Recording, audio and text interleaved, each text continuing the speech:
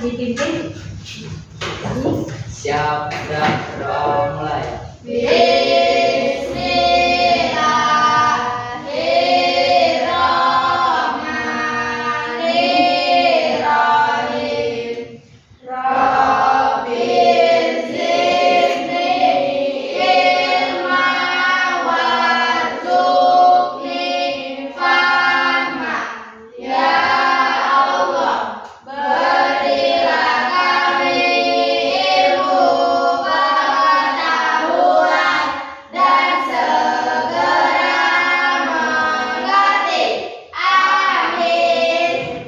Beri salam pada Bu Guru.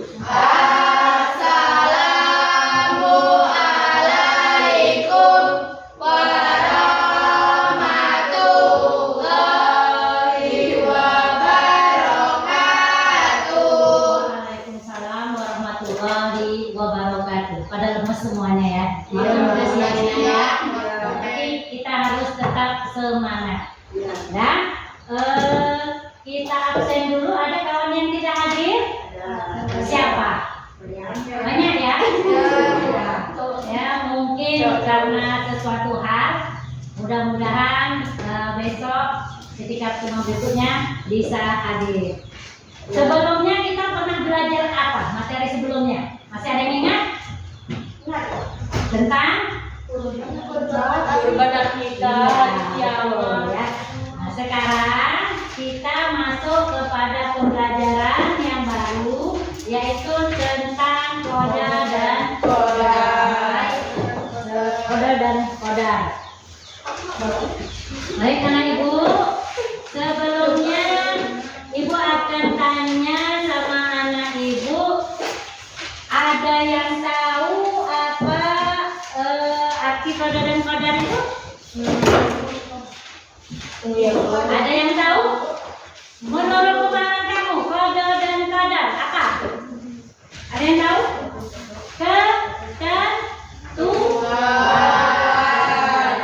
Ada yang bisa mengasih contohnya?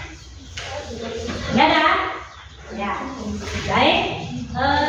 Kita lihat dulu videonya. Aku mencintai Allah. Apa sih yang aku lakukan sehingga Allah menjadikan aku begini? Aku berpikir ada orang-orang yang kafir, fulan yang kafir, fulan yang kafir, fulan yang Nasrani, fulan yang Majusi, tapi Allah menjadikan aku begini. Ini nikmat jemaah. Ketika Allah menetapkan antum sebagai orang yang beriman, maka kita harus benar-benar bersyukur sama Allah. Jangan pernah antum merasa berbuat baik sama Allah. Seakan-akan anda telah hijrah, anda sudah berbuat baik. Nah, Allah yang berbuat baik teman. Sehingga Allah menakdirkan antum jadi orang baik. Allah menakdirkan antum bisa rukuk, bisa sujud, itu Allah. Kita merasakan dosa. Alhamdulillah Allah takdirkan aku bangun mau. Allah takdirkan aku. Ketika Allah menetapkan antum sebagai orang yang beriman, maka kita harus benar-benar bersyukur sama Allah. Jangan pernah antum merasa berbuat baik sama Allah. Seakan-akan anda telah hijrah, anda sudah berbuat baik. Nah, Allah yang berbuat baik teman. Sehingga Allah menakdirkan antum jadi orang baik. Allah menakdirkan antum bisa rukuk, bisa sujud, itu Allah. Kita merasakan dosa. Alhamdulillah Allah takdirkan aku bangun mau. Allah takdirkan aku bisa bersedekah. Allah. Ya. Nah, itu yang contoh video tadi. Ada yang bisa paham apa itu?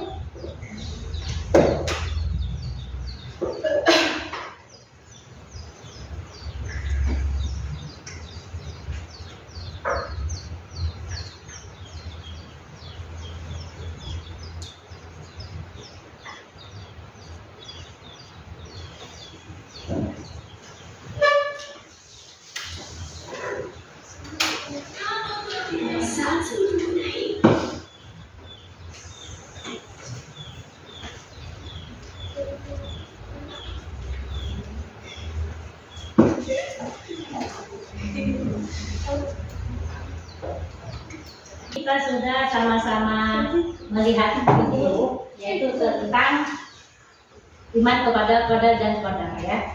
Apa yang bisa kamu pahami dari video tadi? Ada yang bisa? Yang pertama, bahwasannya Allah telah menentukan kita, baik itu sifat kita, kelakuan kita, nasib kita, kematian kita. Ya, nah, jadi itu segala sesuatunya sudah ditentukan oleh Allah. Baik, untuk hari ini, adapun yang akan kita pelajari yang pertama, nanti anak ibu bisa menjelaskan makna iman kepada qada dan qadar.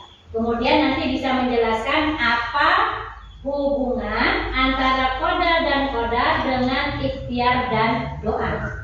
Ya. Kemudian nanti kamu bisa tahu bahwasannya Allah akan memberikan qada dan qadar kepada makhluknya. Setiap kita beda-beda qada dan qadarnya, ya. Kemudian nanti bisa mendeskripsikan bukti beriman kepada qada dan qadar. Deskripsikan itu tahu. Bisa menggambarkan bukti beriman kepada qada dan qadar. Kemudian nanti kita terbiasa memiliki sifat optimis. Tahu optimis? Apa optimis? Selalu berpikiran baik atau bersemangat. Kemudian sabar dan tawakal sebagai hikmah dari iman kepada qadar dan qadar. Selanjutnya nanti anak ibu bisa menjelaskan hikmah beriman kepada qadar dan qadar. Kemudian nanti mengenal iman kepada qadar dengan membuat bagan, nanti kalau cukup waktunya ya. Selanjutnya terbiasa mewujudkan ketenangan jiwa dengan tawakal atas qadar dan qadar Allah. Sekarang tahukah kamu hubungan antara qadar dan qadar dengan ikhtiar dan doa? Jadi qadar dan qadar itu dibagi menjadi dua menurut ulama. Yang pertama adalah takdir mu'alaq, yaitu takdir yang diberikan Allah masih melibatkan usaha manusia. Kemudian yang kedua takdir mubram, yakni ketetapan Allah yang mutlak yang pasti akan berlaku dalam hal tersebut, tidak bisa melibatkan manusia ikut berperan di dalamnya. Sekarang nomor satu kita pahami takdir mu'alaq, yaitu diberikan Allah yang masih melibatkan usaha manusia. Ada yang bisa memberikan contoh? Masih melibatkan usaha manusia. Ada? Nah, ibu kasih gambarannya contoh satu. Misalnya kita sakit. Apa usaha kita? Berobat. Nah, jadi itu. Ada yang bisa memberi contohnya takdir mu'alaq itu? Kalau kita kurang pintar atau bodoh harus belajar. Kalau kita susah harus kerja, berusaha. Ada lagi yang bisa memberikan contoh? Takdir yang masih bisa dirubah. Nasib kita ya bisa dirubah. Kemudian untuk takdir mubram, yaitu ketetapan Allah yang mutlak dan pasti akan berlaku dalam tersebut dan tidak bisa melibatkan manusia di dalamnya. Contoh jenis kelamin. Ada anak ibu dulu waktu bayi, saya perempuan sajalah, saya laki-laki sajalah, ada? Tidak. Itu sudah ketentuan Allah. Apa lagi? Ada yang bisa memberikan contoh yang pasti? Selain kelamin apa? Kematian itu tidak bisa diundur walaupun sedetik pun. Ya, ada lagi? Contoh yang tidak bisa dirubah. Golongan darah, ya. Golongan darah tidak bisa dirubah. Mau A mau B sudah pasti itulah selamanya. Jadi tidak ada kita bisa merubahnya. Berbeda dengan takdir mu'alaq tadi, masih bisa kita usahakan. Dari miskin bisa menjadi kaya, dari sakit bisa menjadi sehat atau sembuh, dari bodoh bisa menjadi pintar. Tergantung dari usaha kita yang mengusahakan. Karena sesungguhnya sesungguhnya Allah tidak akan merubah nasib seseorang kecuali Dia yang merubahnya. Innallaha la yughayyiru ma biqaumin hatta yughayyiru ma bi anfusihim. Sesungguhnya Allah tidak akan merubah nasib suatu kaum kecuali Dia yang merubahnya. Sampai sini bisa dipahami? Bisa? Nah. Kemudian Ibu jelaskan sedikit juga, yaitu tentang bukti beriman kepada qada dan qadar. Nah, sekarang ini kita buat tugas kelompok. Kelompoknya Ibu yang bagi atau kamu aja? Atau seperti ini aja ya? Ya. Nanti Ibu bagi kelompoknya. Nanti setelah lagi kamu kerjakan. Setelah itu nanti kamu presentasikan. Nanti ditunjuk lawannya siapa yang moderator, siapa yang menjawab pertanyaan. Tiap-tiap kelompok minimal nanti berikan satu pertanyaan ya kepada kelompok yang tampil. Tugasnya yang pertama untuk kelompok 1 itu nanti jelaskan hubungan antara usaha manusia dan keimanan kepada takdir Allah, qada dan qadar. Kemudian nanti berikan contohnya dalam kehidupan sehari-hari ya. Kemudian apa hikmah iman kepada qada dan qadar? Setelah itu cari ayat Al-Quran yang berkenaan dengan iman kepada qada dan qadar. Setelah itu cari 5 contoh takdir mu'alaf dan mubrad. Apa fungsi iman kepada qadar dan qadar? Dikerjakan berkelompok. Ini nanti tolong kamu isi. Kemudian nanti dipresentasi.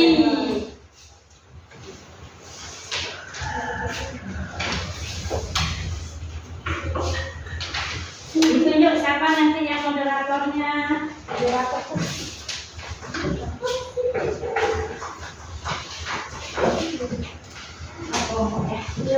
Ya udah. Tolong dikerjakan 15 menit. Iya, Bu. Ibu persilakan kelompok 2. Yang lain tolong dikerjakan. Satu aja yang berdiri, yang mau baca. Rame-rame. Oh, rame-rame. Oke lah, kalau rame-rame. Satu kelompok ya, saya kata. Silakan. Assalamualaikum. Assalamualaikum warahmatullahi wabarakatuh. Waalaikumsalam warahmatullahi wabarakatuh. Kelompok kami akan mempresentasikan materi tentang hikmah iman kepada qada dan qadar. Oke. Iman kepada qada atau bisa disebut dengan ketetapan Allah dan qadar pelaksanaan takdir Allah memberikan banyak manfaat bagi kehidupan seorang mukmin. Berikut adalah beberapa hikmah yang dapat diambil. 1. Menumbuhkan sikap tawakal atau berserah diri kepada Allah. 2. Membentuk sikap sabar dan dalam menghadapi cobaan.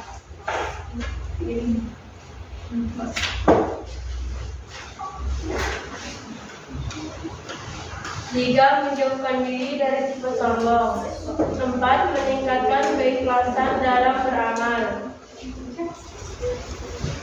5. Membantu mengatasi kekecewaan. 6. Mendorong optimisme dan semangat hidup. 7. Menanamkan rasa syukur kepada Allah. Kesimpulannya, hikmah iman kepada qada dan qadar mencakup berbagai aspek kehidupan, mulai dari menumbuhkan ketenangan jiwa, membentuk akhlak mulia, hingga memberikan panduan bagi seorang dalam menjalani kehidupan dengan penuh makna. Keimanan ini membimbing seorang mukmin untuk selalu bersyukur, bersabar, dan berusaha menjunjung ridho Allah. Sekian presentasi dari kami. Adakah yang ingin bertanya? Ya. Kelompok 1, kelompok 3, 4. Ayo ditanyakan. Perwakilan minimal 1 orang. Materinya tentang hikmah iman kepada keluarga dan ibadah. Ayo kelompok 1. Kelompok yang lain tolong persiapkan. Besarkan suaranya. Kami perwakilan dari kelompok 1. Perwakilan kelompok kami bertanya, sebutkan satu kali iman kepada kita. Apa hikmahnya? Satu contoh saja. Apa hikmahnya? Satu saja. Menumbuhkan sikap tawakal atau berserah diri kepada Allah. Gimana kelompok 1 udah puas? Ya, menumbuhkan sifat tawakal. Ya. Kelompok 3. Ayo, satu saja.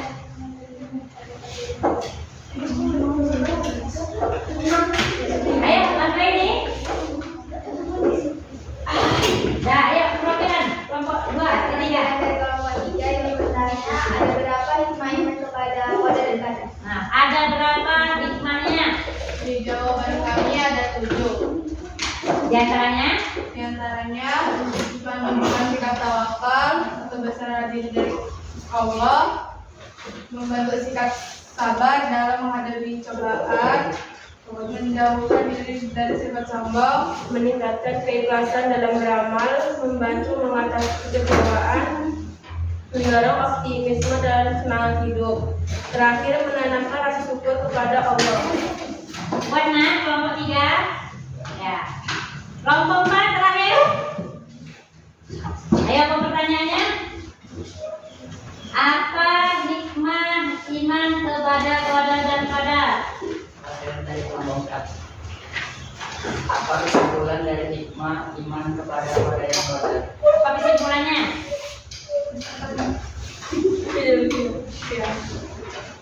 Kesimpulannya, iman kepada keluarga dan saudara mencakup berbagai aspek kehidupan, mulai dari menumbuhkan ketenangan jiwa, membentuk akhlak mulia, ingin memberi panduan bagi seseorang dalam menjalani kehidupan dengan penuh makna.